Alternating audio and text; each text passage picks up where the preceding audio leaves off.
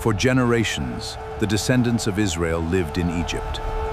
But prosperity gave way to fear, and freedom became slavery. A new Pharaoh feared the growing population of the Israelites. He answered that fear with oppression.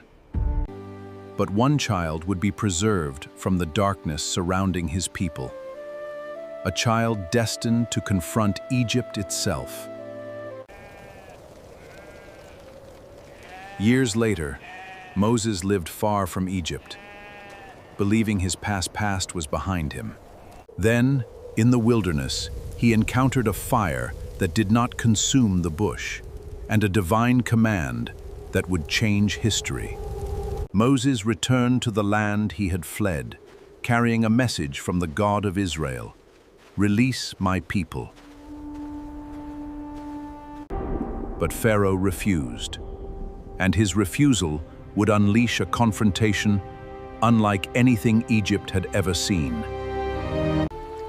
First, the Nile, the river upon which Egypt depended, was struck by a mysterious plague. Its waters were transformed.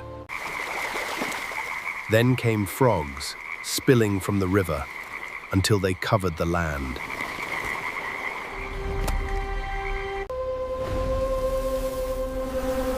The dust itself became a plague, filling Egypt with swarms of tiny insects. Then came swarms of flies, overwhelming the land.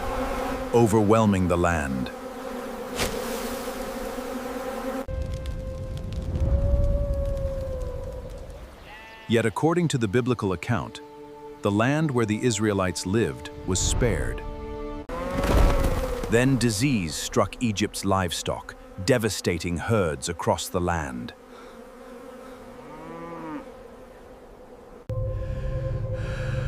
Next came painful boils, afflicting people throughout Egypt. Again and again, Pharaoh was warned. Again and again, he refused to yield. Then came a storm unlike any Egypt had witnessed, hail and fire falling from the heavens. Fields were shattered. Trees were broken. Egypt's food supply was devastated. But what survived the storm was consumed by another horror, an endless swarm of locusts. In moments, Egypt's remaining crops disappeared beneath the swarm.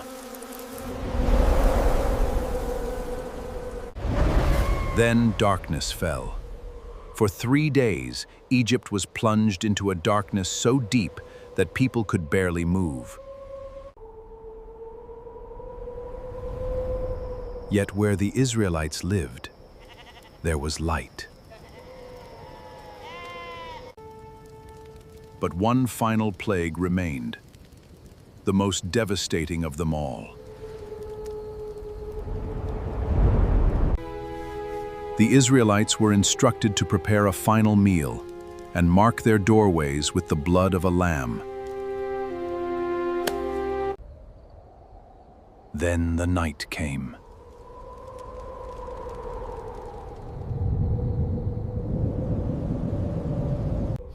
At last, Pharaoh's resistance was broken. The people he had refused to release were finally ordered to leave. After generations of slavery, Israel walked out of Egypt as a free people. But Pharaoh changed his mind once more and sent his army after them.